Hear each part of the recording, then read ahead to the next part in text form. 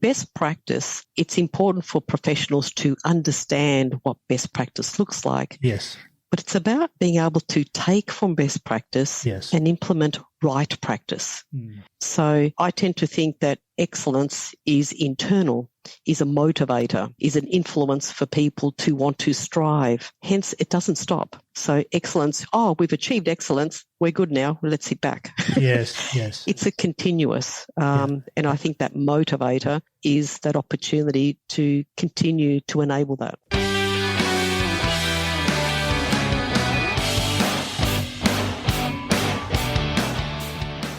Welcome to episode 49 of the Inner Game of Change podcast, where I focus on exploring the multi-layers of managing and enabling organizational change. My name is Ali Juma, and this is the Inner Game of Change podcast. My guest today is Joanne Rinaldi, an accomplished change professional who excels in driving strategic business initiatives and enhancing enterprise capability. With extensive change management experience, Joanne leads a diverse client portfolio offering expertise in strategic advisory services, global digital and cultural transformation, innovative learning designs, as well as leadership and capability frameworks. In this episode, Joanne and I chat about the why, what, and how of building a change management center of excellence within an organization. It is wonderful to have Joanne joining me today. Well, Joanne, thank you for joining the Inner Game of Change podcast, and good to see you again. Likewise, Ali. Great to see you again. Today, we're going to talk about the Change Center of Excellence, how you build it, how you design it, and anything related to building that capability. But before we start, it will be fantastic to introduce yourself to my audience and perhaps your also recent career move. Fantastic. Yeah, thank you. I'd love to. So change and capability manager here at the transformation office at Digital Health, part of Alfred Health. And I've been here already 3 months, working on setting up this change center of excellence, which I guess we'll deep dive into, and my continued quest to work and make meaningful impact to end users, to end outcomes. So for me, blessed to be in the health industry, because for me, it's that human-centered, human-to-human end outcome. So to be hands-on, immersed, and I guess in the front line from that perspective, it's just exciting for me. Fantastic. And it's also a noble purpose when you see the results of your work around making people feel better and be better as well. I agree with that, because it's really that opportunity to be a part of end-to-end and continuous. You will see the outcomes constantly, and you're always involved. I mean, I went to this Digital Health Festival a few weeks back, and the opening speaker said, it's such an exciting time to be in the health industry and digital from that perspective. And this is where we're on the forefront of these amazing digital innovations, opportunities, AI and so forth, adding to the human-to-human element. And for me, wow, I've got the best of both worlds. Fantastic. And I know that you recently made a career move, so I'm sure it's a good one. I think so too. Absolutely. It's a pleasure to be in a quest where, in the space of change at whatever level, etc., it's very transferable to any industry. Yes. Fantastic. All right. Well, previously you were working with ProSci, Yes. and what was your capacity there? My capacity, oh my gosh, 7.5 years I was with ProSci, and leading an amazing, wonderful team of skilled experts in their field of change and then some, and also the opportunity to be going into supporting and enabling clients through their change capability, where now I get to be immersed in one place and do it end to end and be a part of continuously. Excellent. And we've got a couple of episodes, fantastic episodes that we recorded with you previously in your previous life. They're very, a couple of the most downloaded episodes on the podcast, and we refer to them into the note to this particular podcast. Today, we are focusing on building a change center of excellence and change capability within an organization. Talk to me, Joanne, why do you think this is an important exercise? Yeah, thank you, Ali. Well, it continues to be important, and what was advertised as a need and discovered as a need in digital health, Alfred Health, was that change centre of excellence, meaning where there are two elements or two frameworks, so to speak, which I'm launching next Monday, by the way. Oh, fantastic. Yeah. And what that is the change enablement framework, which is part of that building capability, and the change delivery framework. So there's two aspects that fold into what's called that change centre of excellence.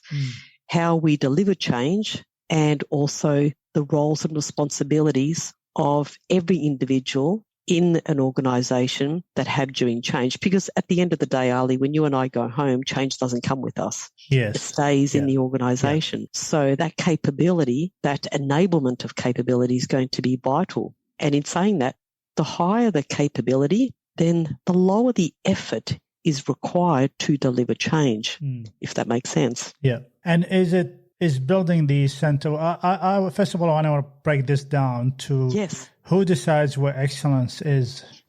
Great question. Well, a combination of executive sponsorship, identifying, we need change. Let's go get someone who can do this or a team that can do this. So hence identified, here I am, and skilled expertise to understand the practical way of setting one up, but also about the outcome. What are we trying to achieve? What are we trying to do? Understanding where our current state of change is and what do we need to take it to the next level or introduce it from scratch, greenfields opportunity. So what that is, again, maximising project outcome, any project strategy, initiatives, innovation and so on from a delivery perspective, but also being able to be responsive and capable during change, because change is not just associated to projects and events.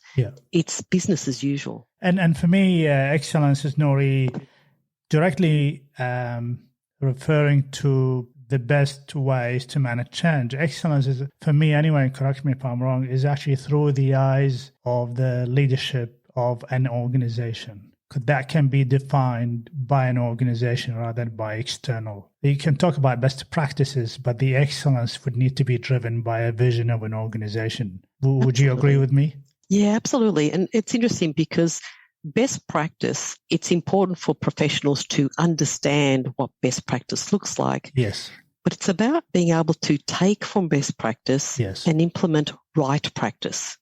So I tend to think that excellence is internal, is a motivator, is an influence for people to want to strive. Hence, it doesn't stop. So excellence, we've achieved excellence. We're good now. Let's sit back. Yes.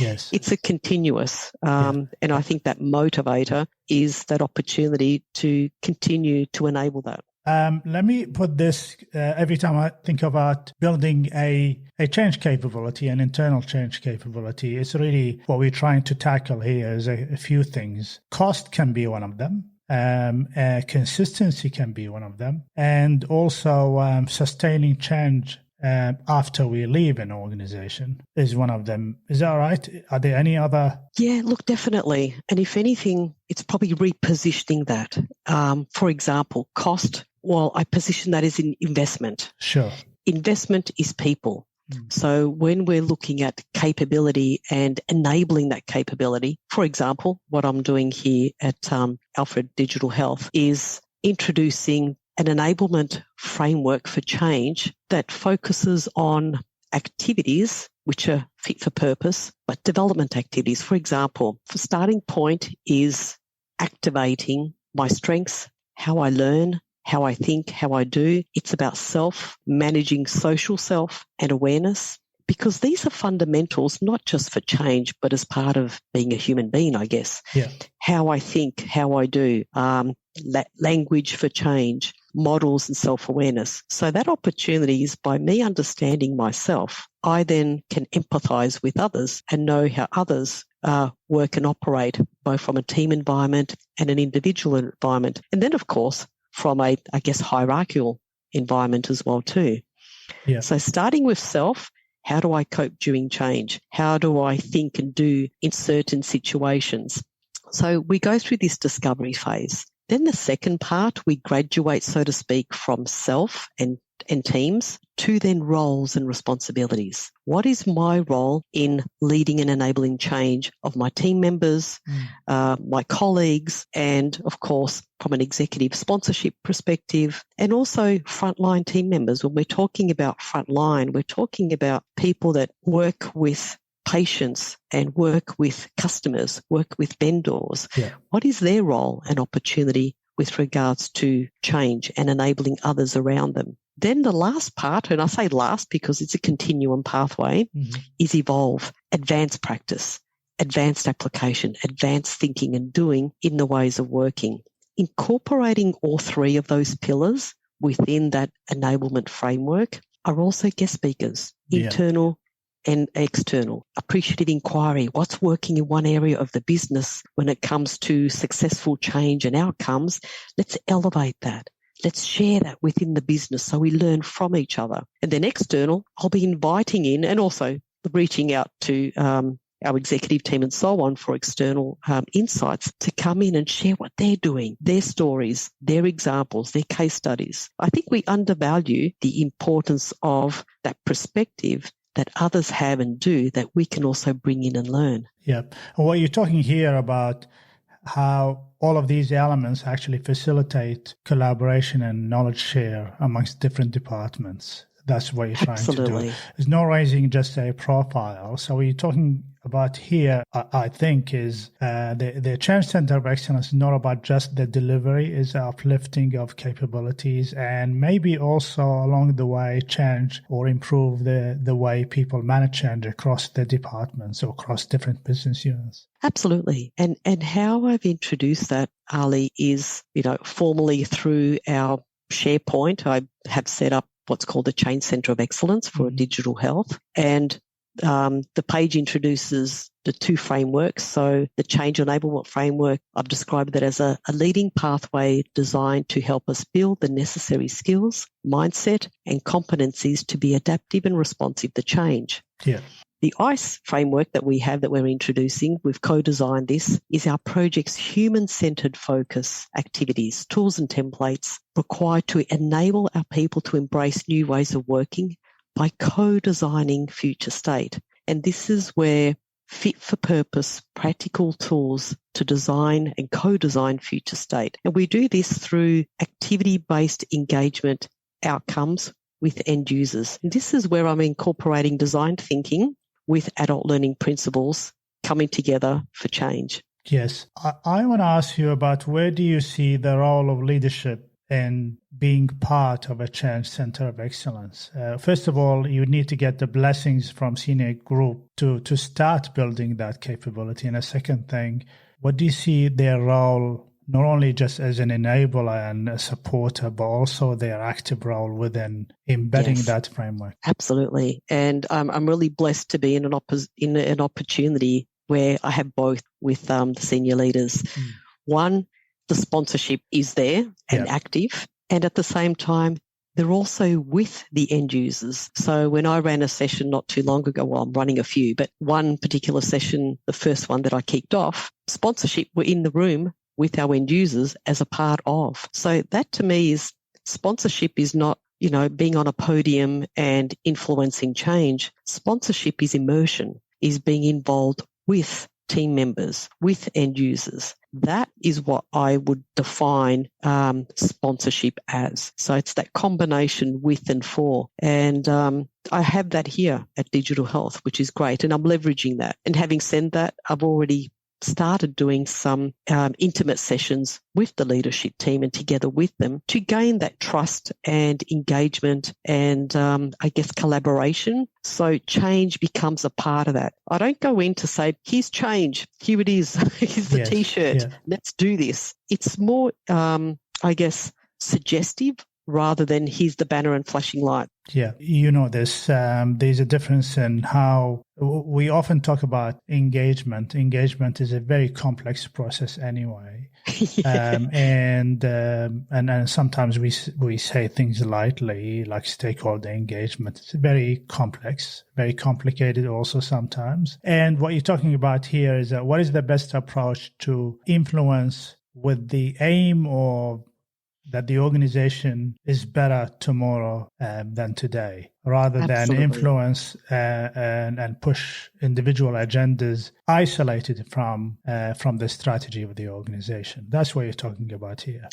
Correct. Exactly, Ali. And this is important because it's not about sending an invitation by email. We are going to do an impact assessment. Yes. No, this is a discovery session, and together we are going to define and understand what new ways of working would look like as a result of this change that's coming in. And we call this a discovery session. Yeah. And that's part of that discovery session. It's like the empathize with design thinking. What is the problem? What are we trying to define? And through that discovery session, we go through those paces to then understand, so this is what our future state starts to look like, or progressively, and work towards that. Yeah, this is what I call personally a change empathy or organizational change empathy, which is basically, this is my deal to the organization every time there is any sort of change. My deal is that I'm going to not only engage and consult, but also I'm going to do lots of guidance and support, and I'm going to be there for training. And if you're going to miss training, I'm going to make sure that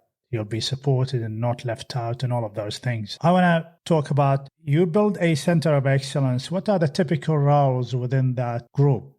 As you see them vital to enable that group to move forward? Yeah, great question. Facilitation is going to be important because facilitation is that you're not going in there with answers. You are going in there with questions to then work with business stakeholders, end users, and so forth to work towards that. So facilitation will be key. Second is also know your craft. And, you're not going in there with, a framework or methodology. You're going in with outcomes. What are we trying to achieve and how we? So taking note that I continually use the word we and us and with. And that inclusiveness is part of the key aspect of what we're doing. And what you're saying here is that knowing change management is one thing, and building change capability and a center of excellence is a completely different thing. What are the typical departments that can help an individual like yourself set up a change center of excellence? Great. Everybody to begin with. But I'll break this down. Our innovation team. So I've been working really closely with our innovation team, understanding their models, and we understand each other's models and integrating them, so to speak, to say we want to speak the same language. HR, of course, from the capability perspective, ensuring that what I'm doing is the same language and vice versa. So we actually lean in on each other and with each other to ensure that we're not separate in everything that we do, that we come together as a whole. Yeah. A matter of curiosity, where does usually a change center of excellence, who do they report to? Where would they sit? Yeah. Not necessarily in your current role, but where do you see it? Where do you see it in general? I don't think it's so much where it sits, but as long as change has that seat at the table when it comes to that pipeline of strategic work, innovation work, as long as it's close to that. Yeah. So hence that decision-making involvement right at the very beginning as we are defining the change to begin with. Yeah. So whether it's IT, whether it's HR, or in my case, standalone in transformation, etc., it shouldn't matter as long as it's a part of that strategic table of influence. If you were a coach for a change professional out there, and then they ask you, Joanne, how can I build a presentation to put my case for building a change center of excellence to the senior leadership group, what would be your key pieces of advice? Firstly, I'd be asking, why do you want to do that? Yes, yeah. And is there a request or a need already in the organization that has identified that, or are you co-identifying that? So that would be my first question. So you expect them to have done some sort of homework to actually arrive to this conclusion that is going to be the best way forward? Not always, but yes, sometimes it is. Sometimes there is a need and it comes to you and vice versa. Yeah. Other times, no, a need hasn't been established and you're the professional saying, you know what, there's a need here. So I dare say is understand where the level of maturity is, what the need is. And before you label something or call it something like a change centre of excellence, yes, perhaps you may need to go deeper in to say, let's do change better. This is what it looks like. So start to incorporate the language that's existing and then build up towards that. Get sponsorship, get others on board with that mission to work together to strive towards that, as opposed to going in and saying, oh, here's a change centre of excellence and I want to sell it to you. It doesn't work like that. And also leveraging the change stories that happened in the organization, any previous attempt at building any capability, leveraging insight from departments like HR on the capability, the existing capabilities, the way leadership thinks about things. And we're talking also here about start small and make it evolve better than starting from scratch, because we usually reject a foreign body. It's usually an aggressive movement towards a foreign body than a body that exists, and we actually make it evolve. And so we're building the business case as an ongoing, evolving narrative, rather than all of a sudden somebody externally, they've been in an organization for 5 minutes and they want to introduce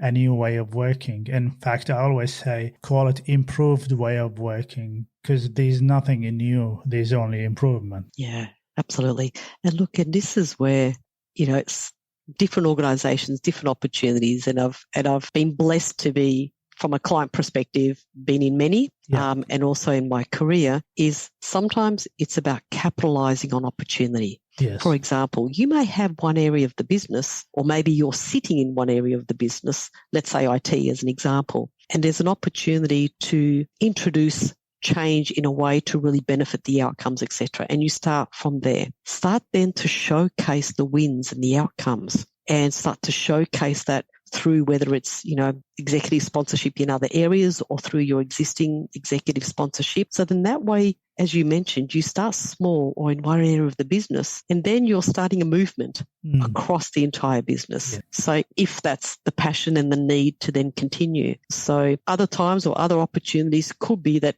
yes, you're starting big and then working from there. I don't think it matters where, as long as that you feel that you're contributing to an outcome that benefits overall.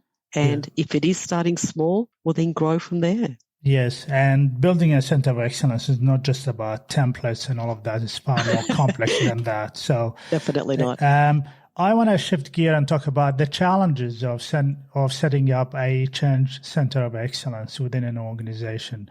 What would be some of the challenges you've already probably faced, part of the challenges already? Yeah, I guess the challenges, I haven't faced many in this particular opportunity, which has been great. Yeah. Yeah, I am indeed. Actually, I should reframe that and rephrase it. It's not really luck. It would have been a lot of hard work and thinking from your side, and also the level of support you would have got. Yeah.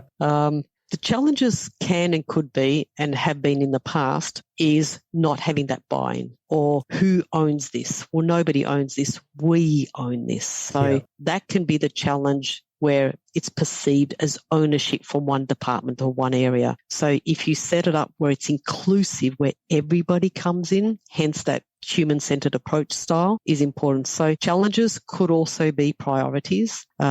That can also come into play as well. Yes. Say, oh, you need to do this on top of that, on top of that, and on top of that. So I can't say it's specific, but it can be specific to different organizations, given challenges, restructures, reprioritization, etc.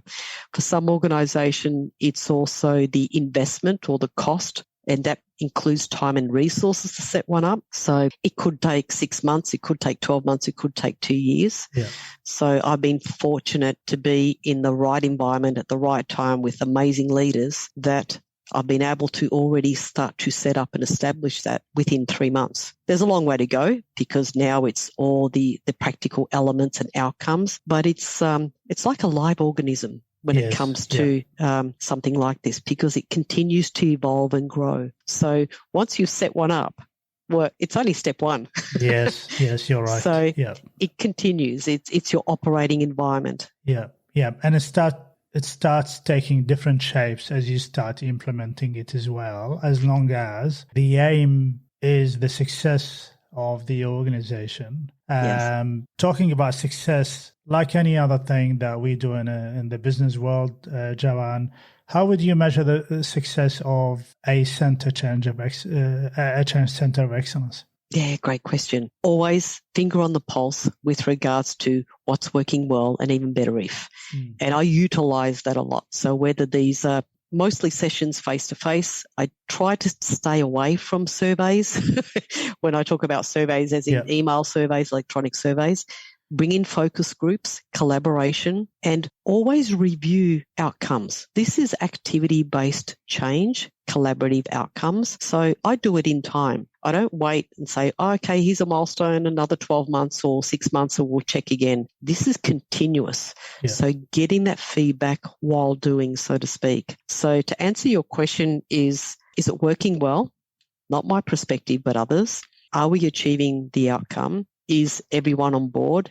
And that measure of success is that speed, but also the commitment and maximizing that return on investment that we identified right from the very beginning. So always tracking. Yes. And would it be easy to do all of those things and the measure of success? And because that's an ongoing process. And I agree with you that there are methods now more dynamic and probably will give you faster access to insight and information than there's nothing wrong with an email and an electronic form of survey. But there are different ways. That's what we're promoting, is that there are different ways of looking at the same thing. What about the success measures for the changes themselves? Are these taken in consideration? Yeah, we create an internal scorecard. Yes. So, and that internal scorecard is again co-designed. I'm setting one up in a couple of weeks for a particular project and team. And we define what that success looks like, who is responsible, how we collect that information, who is involved, how do we measure, and more importantly, what is the criteria for success? So we define that. So defining that criteria for success from that human element, from a system perspective, process perspective, etc. So as long as you have the right guiding questions, then that will help you come to quantifying and qualifying what that scorecard of success is. Then that next step from there, Ali, is continuous. So again, every activity that you are doing and engaging together with stakeholders and end users, your evaluation, build that within each activity, not just Friday, 4 p.m., we're running and doing a track checking of measure for qualitative or quantitative feedback. Yes, good, do that, but don't make them event specific. Every time you are engaging and working with end users, stakeholders, etc., incorporate those measures within your activities. Yes, and that way you're encouraging an ongoing process, dynamic rather than a point in time. Fantastic. I want to shift gear again and then talk about the competencies within a change center of excellence. So I would assume you would need a senior person to lead this particular capability. Is that right? Absolutely. Yeah. Yes. So executive sponsorship, that there is important because they're the ones that not just are there to ensure that we're influencing and supporting, etc., end users and engagement, but also there to ensure that, okay, I have what I need to enable our business, that we have the systems and the processes and the resources and the investment, so to speak, to enable that, but also to grow our change center of excellence to ensure that we're meeting those outcomes and we have what we need to be successful and to be set up for success. I'm really keen now, I'm thinking about it more. I'm keen to understand some organizations, Joanne, they have an office for project management as well. How do you see the relationship between the Change Center of Excellence and the Office of Project Management? So glad you asked. Yes, integrated. Yes, integrated. And that's exactly. So I'm working with amazing team members, project managers, etc. So the PMO that we have here, we're all one team. So integrated activities, framework of activities, working together as a team. Fantastic. We are coming to the end of the podcast. I am thoroughly enjoying this. I want to ask you, what would be the key takeaways for anybody listening to this podcast around thinking about setting up a change center of excellence or a change capability in whatever shape or form? Yeah, great question. So my feedback would be purpose.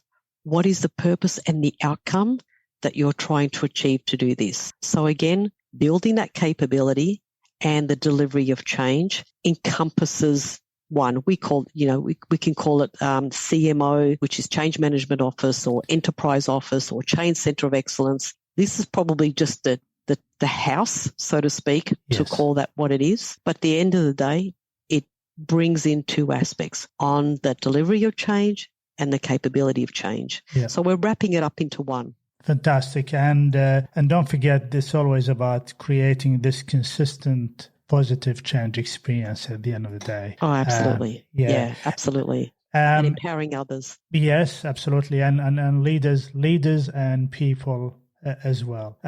Congratulations. Seems like you're almost halfway through your battle to actually get this up and going, but sounds like you're already making big progress and change. And I'm not surprised, because people like yourself, you would have put a lot of energy and sweat equity into it. And I'm pretty sure your leaders in your organization will reap the rewards of your work at some stage in the near future. So congratulations again.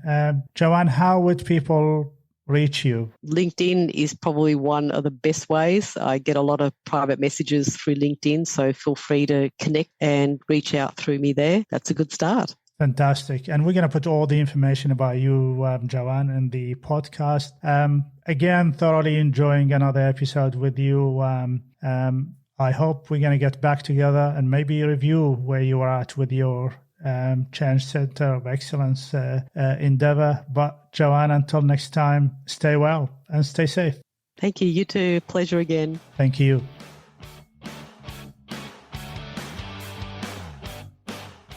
Hi everyone. I hope you enjoyed listening to this episode. To know more about my guests and this podcast, check the innergameofchange.com.au website. And remember to subscribe. I can't wait to share with you my next podcast. Until then, stay well and stay safe.